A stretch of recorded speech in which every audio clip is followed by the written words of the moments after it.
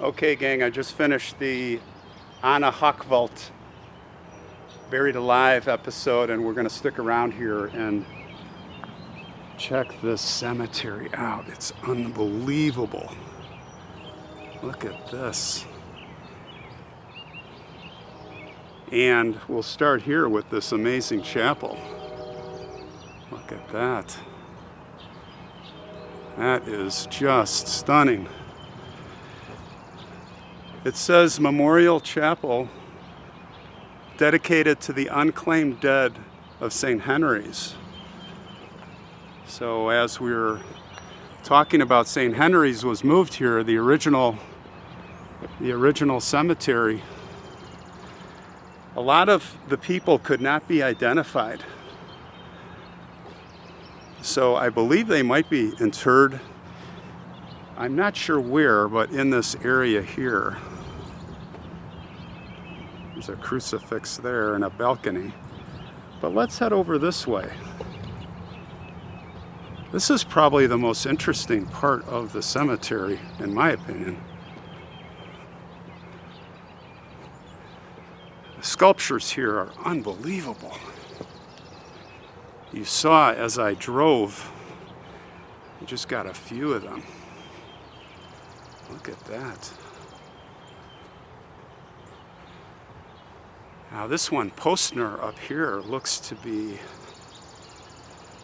in bronze. Or no, it's just the what he's holding. Look at that. Amazing. I think that's Joseph. I see a Civil War, it looks like Civil War era, and I'm going to guess we've got Confederates and Unionists, Union soldiers buried here, and maybe some earlier ones, who knows. There sure are a lot of old tombstones here. There's a cannon. I happen to know that cannon was captured as a trophy at a battle that the Confederates lost here. It says erected by the Old Guard Post number 29, Dayton, Ohio, 1901. And John Dice, or Deese, was in charge. He was Confederate, that I know. Whoa, it's massive. The John Deese cannon. Look at that. Look at this scene here. Wow. So many graves. They've only used 100 acres here, and I believe there's 80,000 graves in this cemetery. So they can do another 80,000 whenever they want. Let's check out the mausoleums. Always a favorite. These are built into the hill, reminiscent of Forest Home Cemetery, except that these are not in disrepair.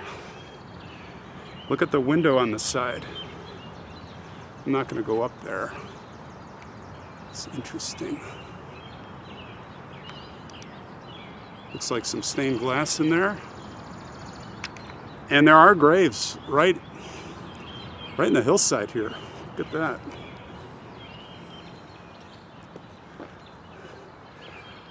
Gondert is the name. Let's see if we can see anything. Yeah, it looks like a lot of reflection. We've got the sun right behind us here, so it's going to be kind of tough to see, but the architecture is pretty amazing. Holland Camp. Yeah, we should be able to see in this one. Flowers. It's interesting.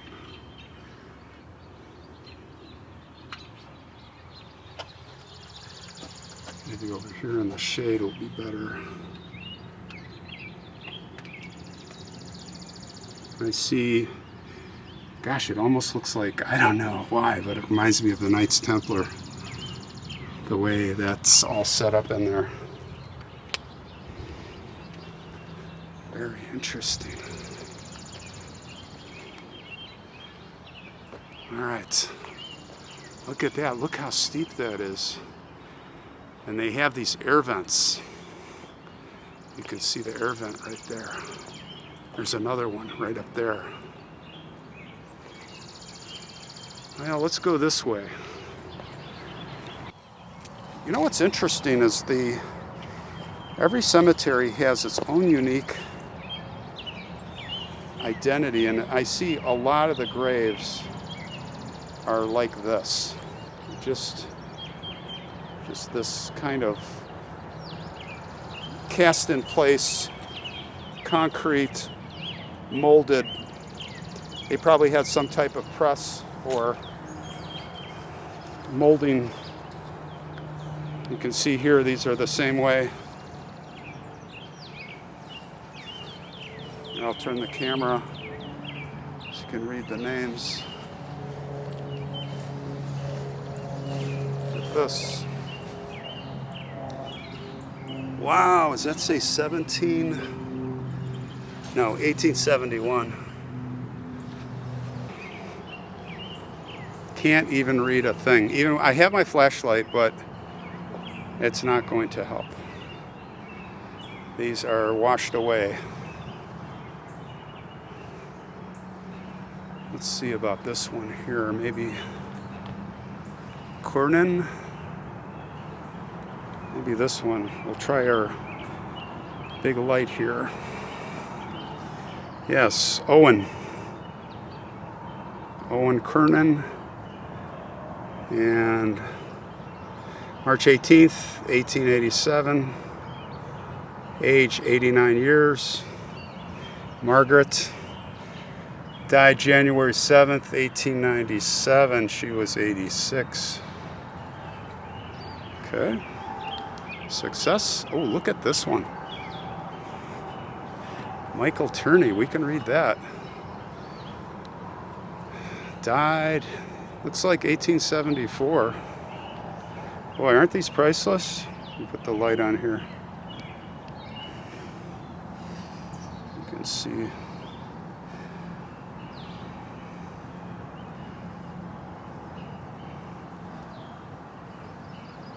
There's a whole epitaph there. Maria.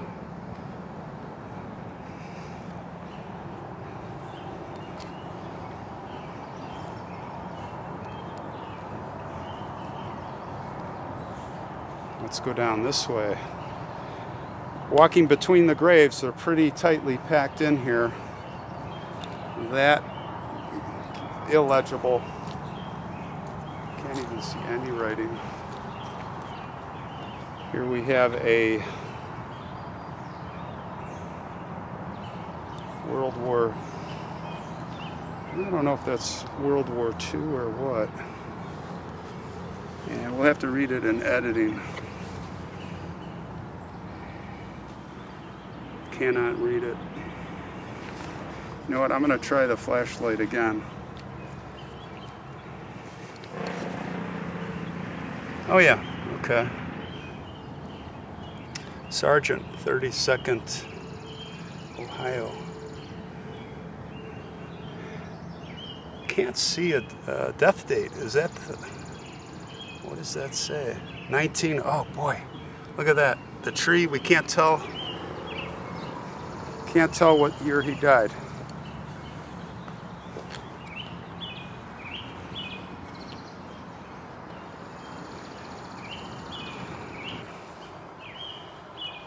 There's a little book. David Ryan.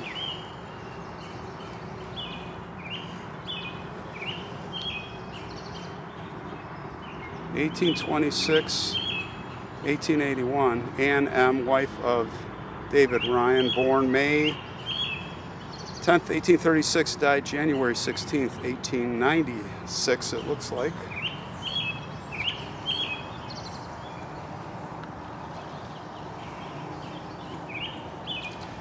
Yeah, I couldn't leave the cemetery without taking a second walk.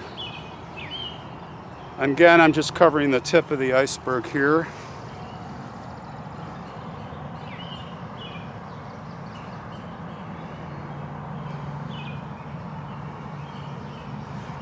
Well,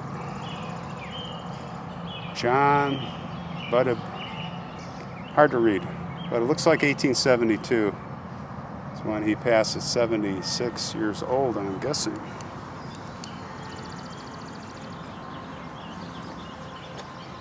Well, let's look at a few more. Get across these graves here. I want to check these statues out. We're going to come back across the road. And I know I'm going to climb this hill because there's one up ahead, the top of this hill I really want to see right behind her. And that's where we're going to probably end it. Look at that. Isn't that beautiful? All right. Well, I'm going to tell you, when I get up there, I'm going to be flat out of breath because I had knee surgery replacement. I'm still rehabbing back,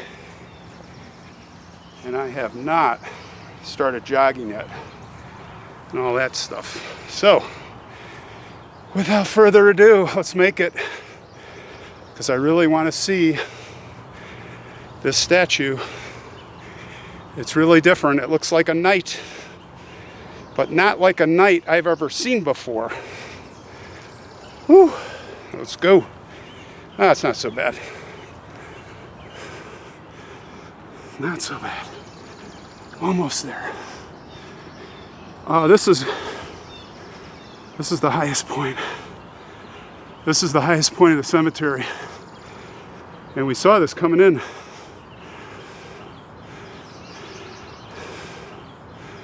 Look at that.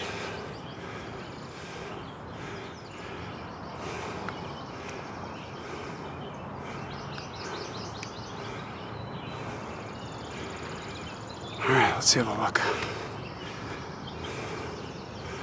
Yes. That is a knight. I'm going to turn my stabilizer off because it won't point high enough. I want to get a good look at this. And what I'll do is I'll step back and get a zoom. Yep. Now, what's interesting is, if you look at the bottom, and I'll zoom in a minute, there's like a claw or a hand. It is. And I'm going to say that might be the devil because he is standing on a severed arm. Who is that? Might that be William Wallace? Thobe. Now I do know there are Irish here.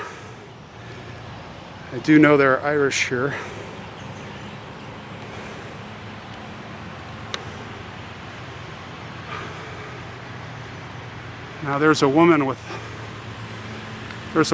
an anchor. Look at that. I haven't seen that before.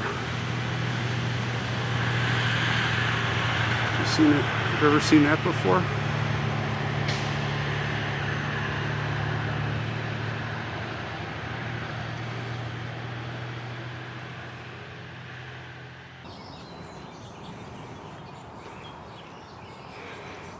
Fernanding Henry, 1812 to 1905, and his wife, 1813 to 1903. And here is an inscriptions for the son, Joseph, who died 20 years old.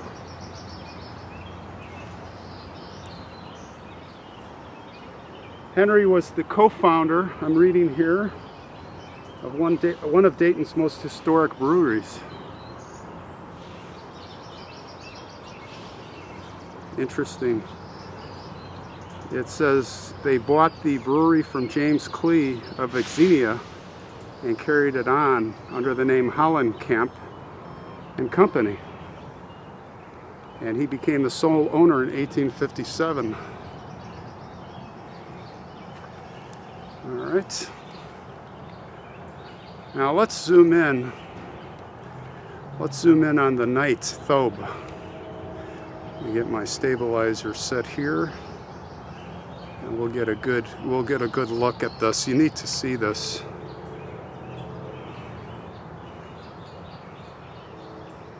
Look at that. Now the lighting, the backlighting is so much sunlight here. Maybe if I zoom in. No. Now there is the shot of at his feet.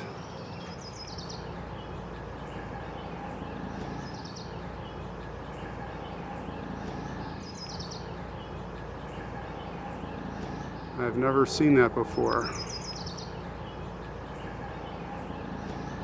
Very interesting. Well, the battery is, this big camera takes a lot of juice. It's about to go, so I'm about to go. I'm gonna run down the hill and boogie out of here back to Chicago, 5.5 hours. Hope you guys liked it, and we'll see you on the next one. Be safe, all right?